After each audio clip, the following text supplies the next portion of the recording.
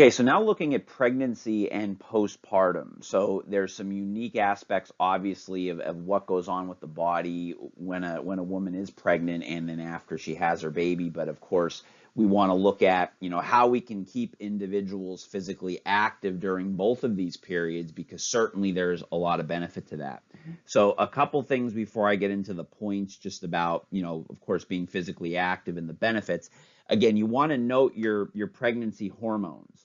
So a lot of those pregnancy hormones have a significant effect on the body and what they do. So the pregnancy hormones, so just listing them out, and again, you could, refer back to this in your book as well, but estrogen, progesterone, human chorionic gonadotrophin, human placenta lactogen, relaxin, and prolactin are some of the hormones that are kind of really important in the process, and again have an impact on a woman's body while she's pregnant. For instance, estrogen actually has an anabolic effect on the woman to promote breast tissue development, and it also causes blood vessel enlargement, okay? And it also regulates the level of progesterone. These hormones increase significantly during pregnancy.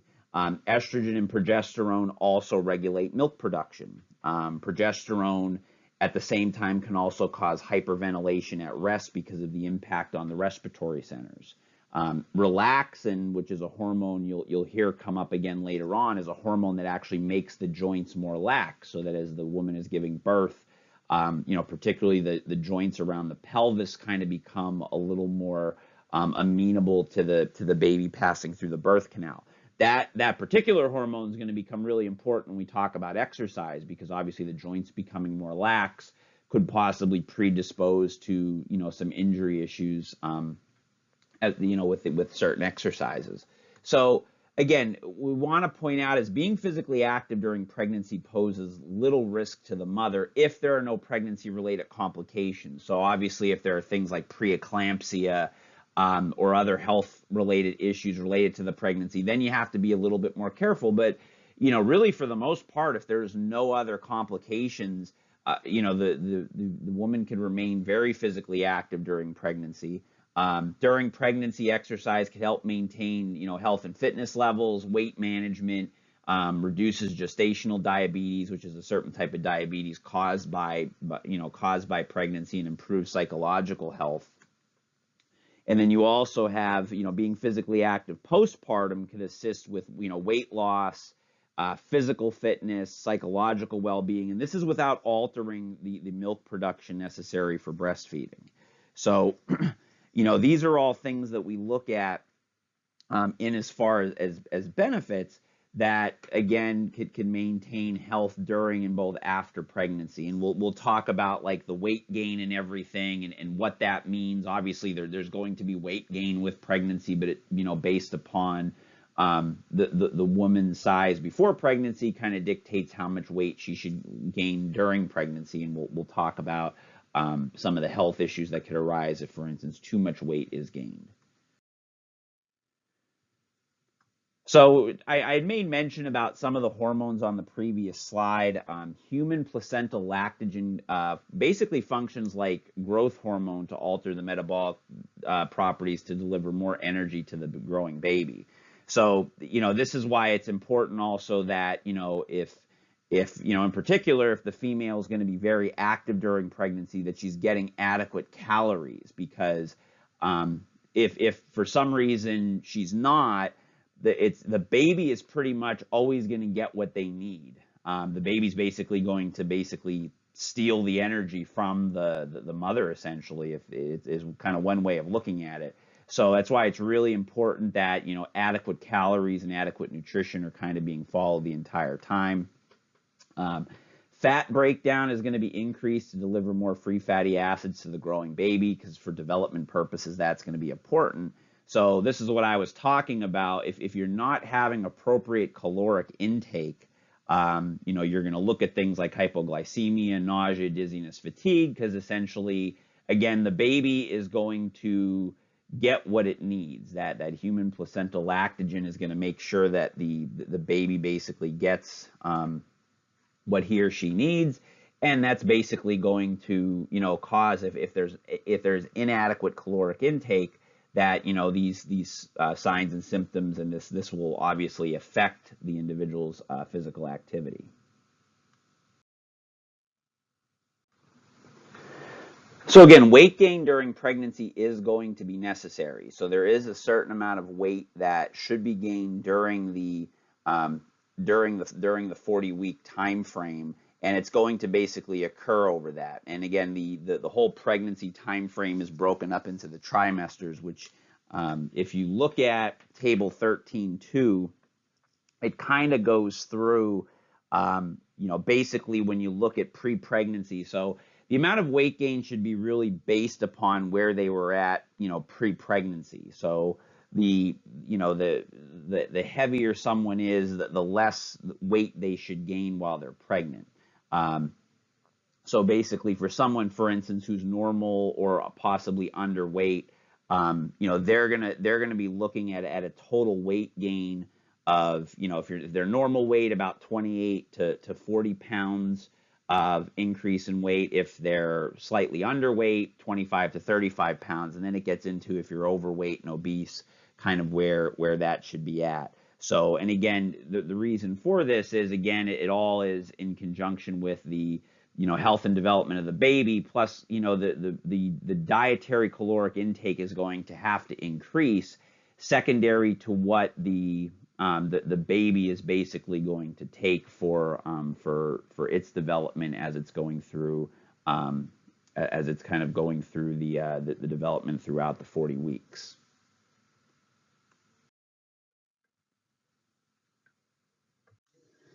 So one of the common issues that is dealt with is low back pain, which in part that is a common thing associated with weight gain. The other issue that comes about with the low back pain, I had mentioned the hormone relaxin. The hormone relaxin could also contribute to low back pain, because what it basically does is it kind of softens and allows the joints to become more lax. And many times in the pregnant female, particularly the joint structures around the pelvis, for instance, the sacroiliac joint, are going to become more lax, and that's usually a pretty strong joint in most people, but because of the circulating hormone relaxin, that could certainly cause that to occur, and then that will also cause other joint pain. This could also affect other joints in the body, which that's where you want to start to think about, particularly.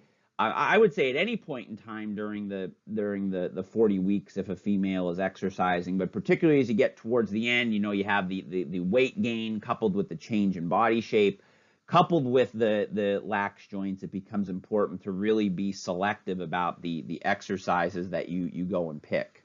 Now, when we get into postpartum, so postpartum is the period immediately following birth through about 6 weeks after delivery.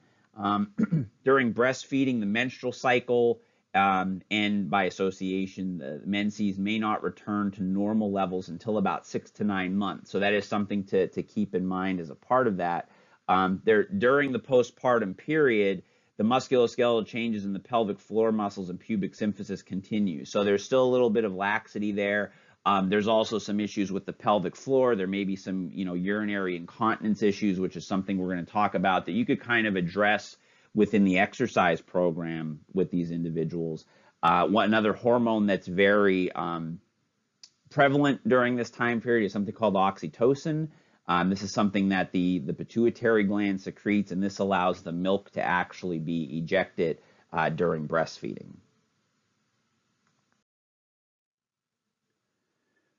So in looking at medications, again, women may take various over-the-counter remedies to alleviate various side effects of pregnancy. So, some of the side effects of pregnancy, headaches are very common, constipation, diarrhea, so a lot of gastrointestinal issues, not uncommon to see, hemorrhoids, nausea, bloating, heartburn. Those are all things that the woman would deal with through over-the-counter medications. One of the more important things, if you've seen in the reading, is prenatal vitamin mineral supplements, and these include folic acid, calcium, and iron, and these help to prevent developmental problems for the baby. So they recommend, for instance, if a woman is trying to conceive, to take folic acid about 400 micrograms a day 1 month before conception, and then about 600 micrograms during pregnancy. Some other, recommendations, they recommend about 27 milligrams for iron, for calcium, about 1,000 milligrams, and then for vitamin, they actually also recommend for vitamin D, is another important one. About 600 international units of vitamin D is suggested, again, for developmental purposes for the baby, and also just for the health of the mother as well. So looking at the effects of exercise, so again, we're promoting, again, general health issues, muscle strength, endurance, again, increased energy. So these are all things that can be that could kind of assist with even some of the issues that occur during pregnancy. So again, if you think of, again, the back pain, some of the things, the bloating, swelling, constipation issues. We all know that exercise and movement can actually help the gastrointestinal system with digestion. Improves the ability to manage labor, so that when the woman does go into labor, it improves her physical ability to go through that. And then it allows them to return to pre-pregnancy body shape much faster in the postpartum. For instance, they've also found that just by, just aerobic exercise training can reduce gestational diabetes by 55%. You look at least 30 minutes a day of aerobic exercise, which again, we're going to, curtail the type of exercise. There's going to be some things that we talk about that could just be beneficial in carrying that out. But, again, these are things we start to look at as far as the benefits of exercise during pregnancy.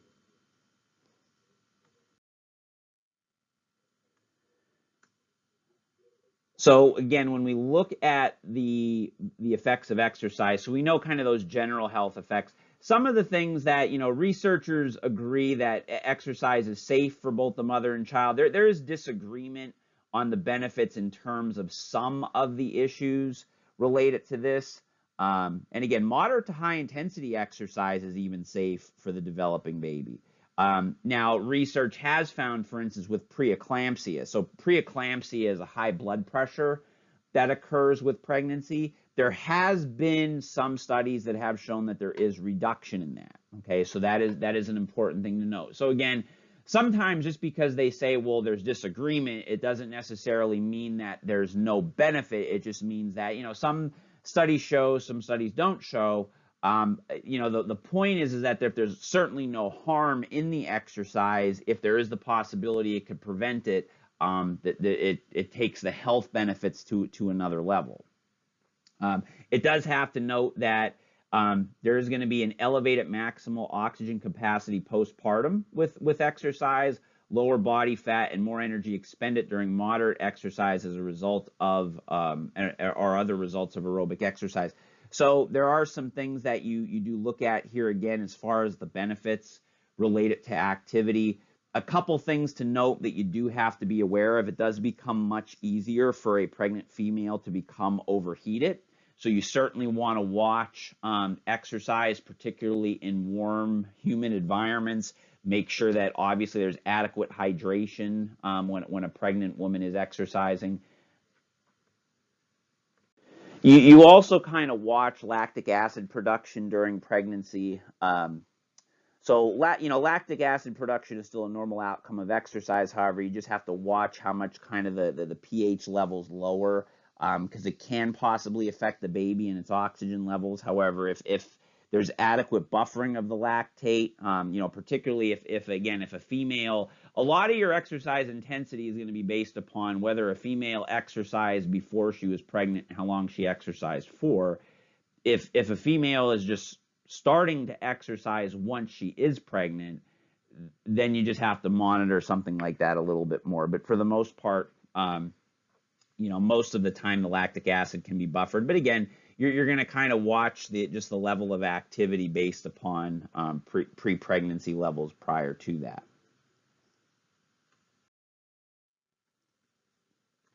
So again, review some of the exercise recommendations. We're going to go through some items here just to kind of note.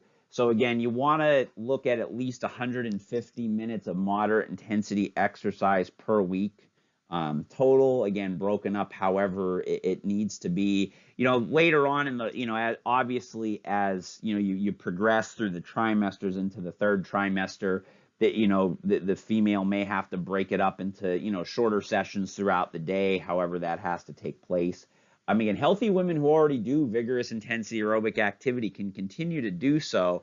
And again, just discuss how it should be adjusted over time. So some of it isn't so much that it becomes a, per se a danger to even the baby, but it's just more or less, again, the change in body shape. If you have a female who's, at a normal body weight, and if she's been active prior to that, adding 35 pounds to her body and changing her body shape is obviously going to impact what she could do physical activity wise.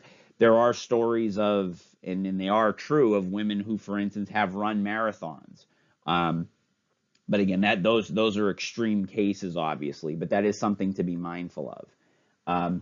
Women who were previously sedentary or only engaged in moderate exercise shouldn't engage in vigorous intensity exercise during pregnancy. And again, some of that just has to do with, again, if you're kind of looking at, again, just the fact that a woman's going to be going through all these changes, the hormone changes, the structural changes to the body, getting into high intensity exercise when their body really hasn't been prepared for that, could cause some problems.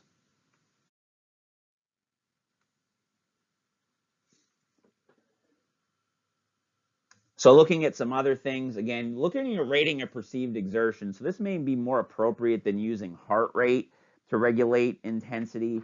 At one time, it was recommended that, the exercise activity should be kept at a heart rate below 140 beats per minute.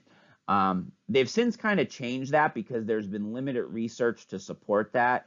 So they would actually prefer you to, again, you still want to look at the exercise intensity relative to their overall physical condition, but using a rating of perceived exertion may actually be a little bit more appropriate than say, well, definitely keep your heart rate, below 140. I mean, you certainly, again, for most individuals who, particularly haven't been very active prior to being pregnant, going, really going above that level, but this is a little bit more adequate way of doing it.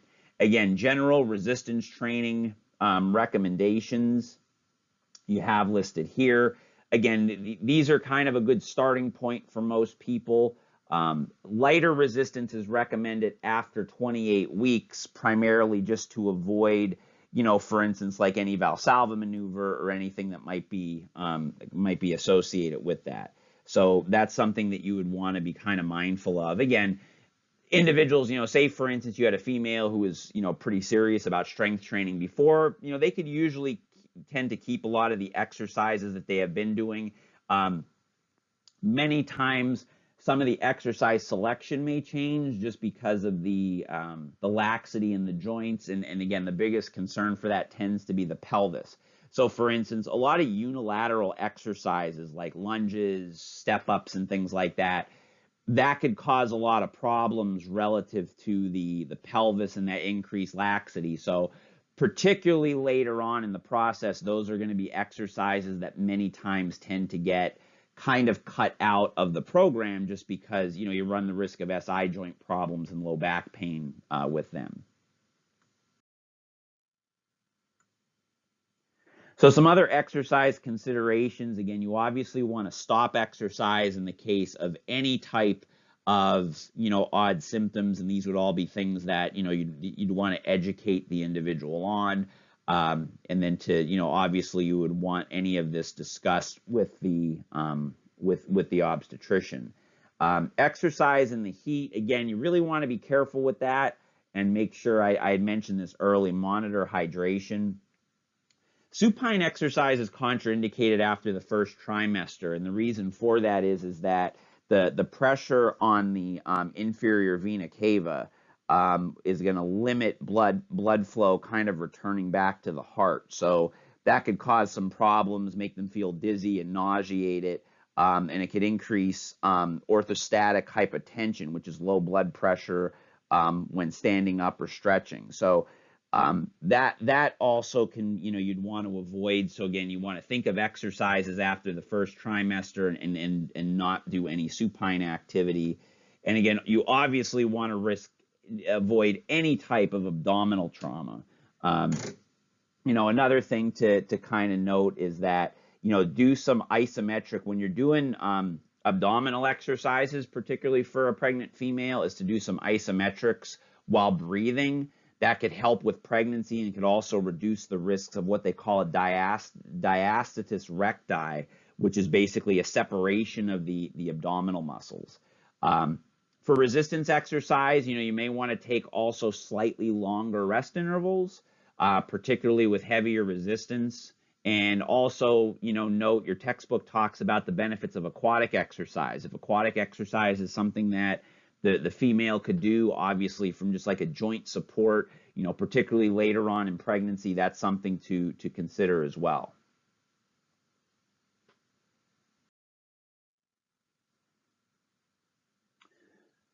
So looking at then postpartum, again, postpartum exercise should be resumed gradually. Again, the female's body, particularly during those first 6 weeks, is going through some significant changes, trying to readapt.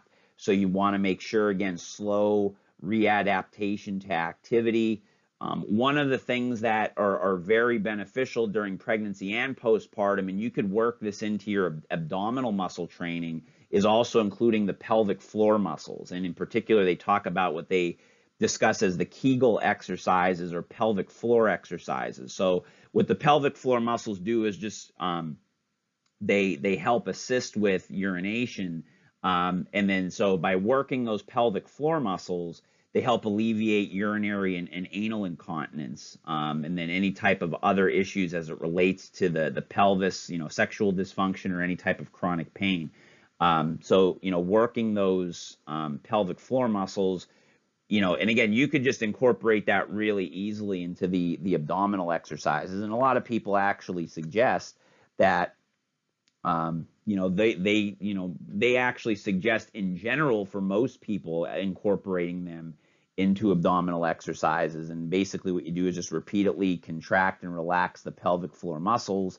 And basically the way you do that is you're basically just pretending, for instance, that you're trying to stop the flow of urine. If you could, imagine that's essentially what you're doing with the Kegel exercises.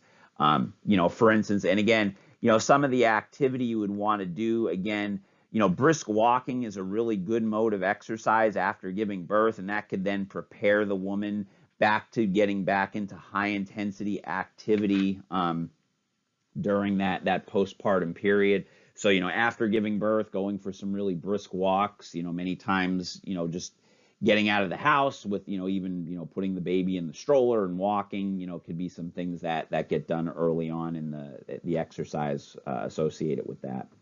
Another thing, interestingly enough, and I was unaware of this until actually looking in this book, that there's actually been a study that shows that Pilates, actually 72 hours post-delivery, has been improved the quality of sleep in postpartum women. So again, that's not to say that another form of exercise can't do that, but they did specifically look at Pilates, and again, Pilates can also assist with the pelvic floor muscle strengthening.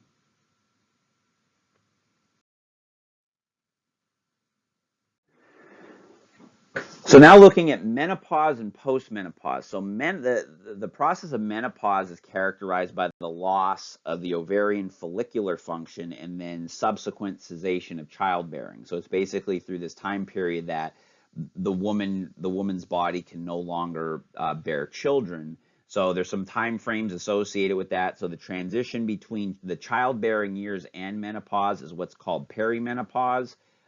That lasts about 5 to 8 years, and then there's symptoms associated with perimenopause include rapid heart rate, vasomotor inability to regulate body temperature. If you've heard of people suffering from what they call hot flashes, mood changes, depression, irritability, anxiety, sleep disturbances, cognitive issues such as lack of focus or concentration are kind of all things that can occur during that perimenopause period. And during menopause, again, hormone levels will change drastically. In particular, you get decreases in estrogen. Now, some of the problems associated with that, as we have talked about before, that can lead to a loss of bone minerals and can eventually lead to possibly osteoporosis and increased risk of bone fractures. Again, obviously can be prevented by, again, continuing to maintain activity into life. Again, regular exercise can have a protective effect on this. So that's one of the big pushes for, one, for everybody, but of course, when you look at females and later on in life, preventing this loss of bone mass. And then postmenopause is defined as having no menses for a 12-month period in which a woman is not pregnant or lactating. And then some of the symptoms, again, associated with the postmenopause time, night sweats, back and muscle pains, loss of lean muscle mass, increase in visceral abdominal fat, weight gain, bloating, indigestion, constipation, heart palpitations. So you see kind of these myriad of symptoms that are associated with this, primarily because of the issues kind of associated with the changes in hormones. So again, when we have these significant changes in hormones, it does have a significant impact on the body. So again, going back to osteoporosis, we've talked about osteoporosis numerous times. Again, the bones become more porous, more fragile, and again, it's going to be, as we're talking about here, the negative changes in estrogen, loss of calcium, they're going to be, and is going to be, again, most common in postmenopausal women. In general, again, bone is constantly undergoing renewed remodeling. So, even in everybody, our bones are constantly remodeling. And that's why, again, being physically active is important, because the more physically active you are, again, even when you're younger, your bones, again, get that positive remodeling, and that increased bone mass becomes very important. So they're constantly going through resorption process or breakdown and formation. So your bones are constantly remodeling due to stresses. The various, bone cells are constantly doing this. You have bone cells that break down bone. You have bone cells that build bone. They're constantly going through that process. If there's an increased resorption or decreased growth during menopause, weaker bones will develop over time. There are other risk factors. So these other risk factors are kind of important to note. If you're just small boned in general, so if you're just a person who generally has a smaller bone structure, if you're of Caucasian or Asian descent over the age of 55, there's a family history of osteoporosis or hip fractures.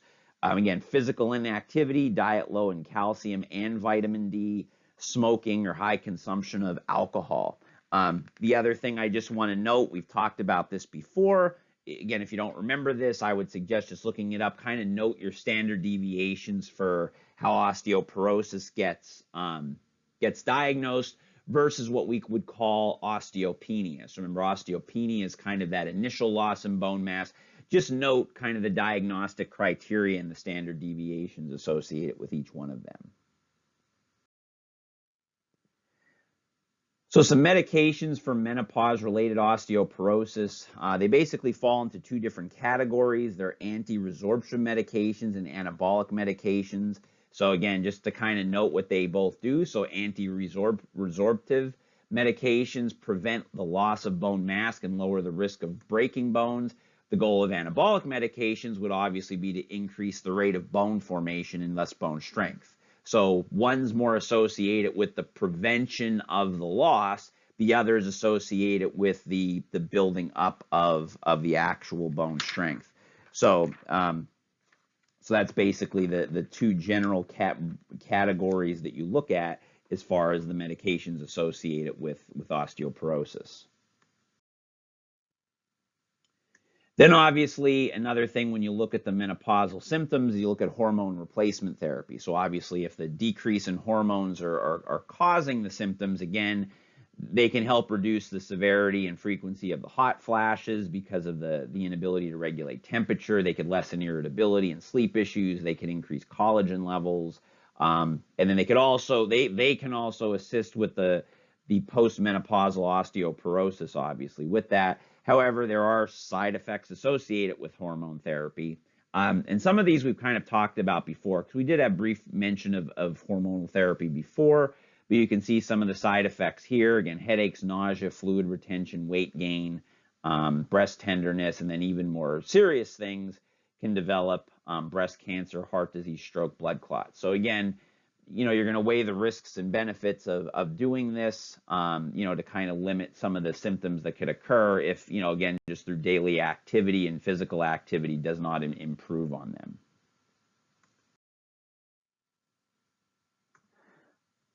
Another thing to note, for some use of medications, they do find that some medications that are used as antidepressants can actually reduce hot flashes. That's usually one of the more common things that women complain about. They have these hot flashes, or they have these odd sensations of feeling warm, and regulating their body temperature.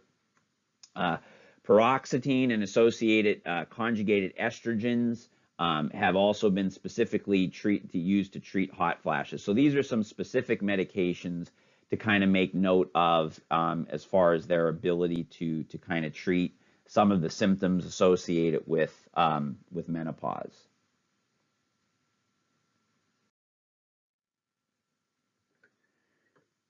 So again, exercise recommendations for menopause-associated osteoporosis, and then just in general, things that can benefit. Again, regular exercise can alleviate some of the more common symptoms. So again, this may be something even before, jumping to the hormone replacement and everything that can, be a benefit, or if they're already doing this to start with, can help to prevent that, and make that something that, maybe they need it at some point in time, but they don't need it right away, and their body could kind of adapt to the changes over time a lot easier.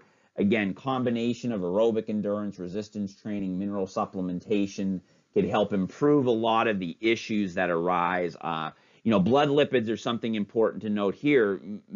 So we all know that, cardiovascular disease, many times when we look at how it impacts males, but females are actually very significantly impacted by cardiovascular disease as they get older and experience menopause because of those changes occurring. So that's something that you need to make note of. There is actually evidence to suggest, so as far as the intensity of exercise, there's some evidence to suggest that just low intensity walking and even jogging and running may not be enough to help improve bone mass, which makes resistance training all the more important. So resistance training, we do know, can help with bone mass, and the aerobic activity, while it certainly can help with the general cardiovascular health, it may not be good enough for that. So again, including aerobics, even like jumping exercises, plyometrics, and again, we're not talking really intense plyometrics, but there's benefits to that. So again, doing like some low-level plyometrics and some relatively high-intensity resistance training. Again, the resistance certainly doesn't have to stay light per se. It could go heavy, and by heavy, relative to what the person could do. And again, supplementing with calcium and cholecalciferol, which is another benefit, can help with that bone health as well.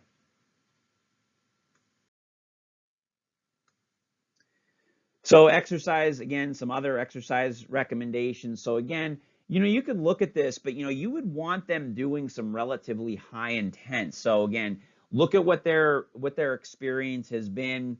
If they're kind of just getting back into exercise, or they haven't been, going for the higher repetitions is a little bit better, just to kind of help with the soft tissue adaptations and everything. But you do want to help stimulate bone growth, work at higher percentages, so at least 80 to 85%, and even possibly maybe handling heavier than that. And again, it's going to be relative to what they're able to do, but certainly building up to that can be a benefit, because again, as I said, just the light aerobic training, walking and jogging, while that's healthy, isn't going to really help stimulate that. Get as much weight-bearing exercise as possible. Power training may be beneficial, even to the point of, some, beyond even jumping and some explosive jumps, medicine ball throws, but also looking at like even dynamic effort strength work, which I've talked about in other classes.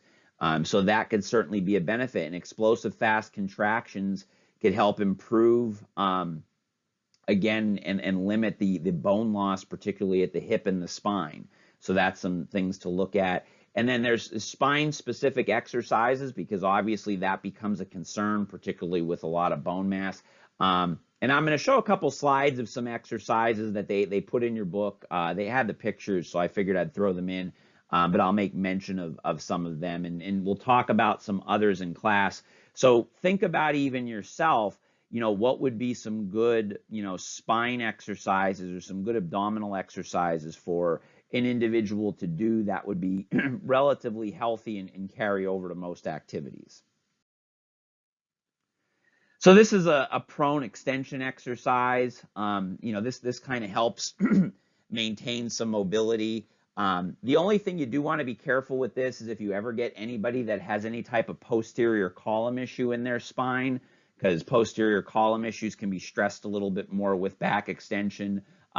Most people tend to have more problems associated with discogenic pain and stuff like that. So this does tend to be a beneficial posture to be in for those individuals. So just this prone press-up exercise. However, like as I said, if they're prone to stress fractures in the posterior column, things like that, you would want to limit this.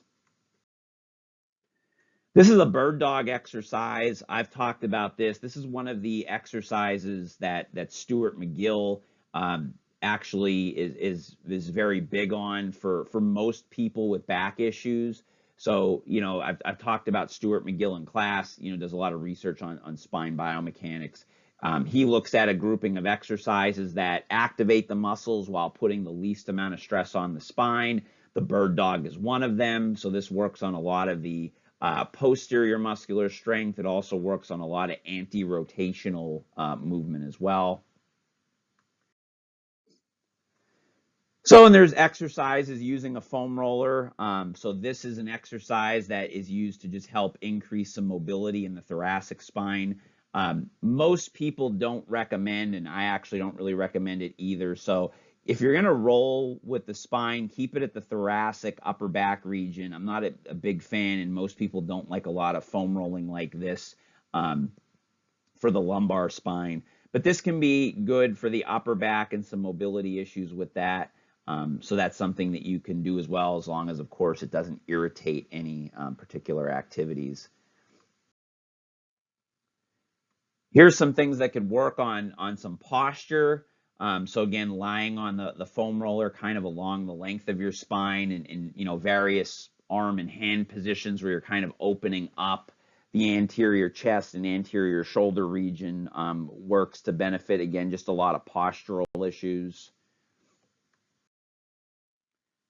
And then here you have another exercise that can kind of help with a lot of upper back strength. So basically what she's doing here, she's just kind of doing a thoracic extension. So one thing that I've actually done with this, I don't know if they're looking to advocate with this, I'll have the person laying flat with their arms kind of over their head. And then what I'll have them do is kind of bring their arms around in a circle, kind of ending here, while promoting some extension, not only extension of the thoracic spine, but also really working on kind of some retraction of the shoulder, of the scapula, kind of coming back into that position.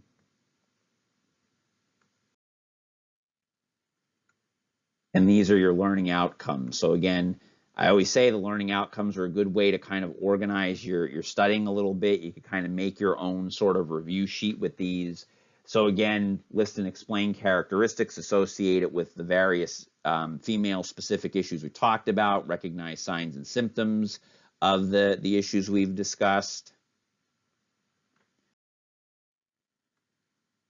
And again, looking at the exercise and exercise programming, and some of the learning outcomes have a little more stuff associated with them, but again, it still kind of gives you an idea as to what we're looking for. And again, obviously medications and any precautions associated.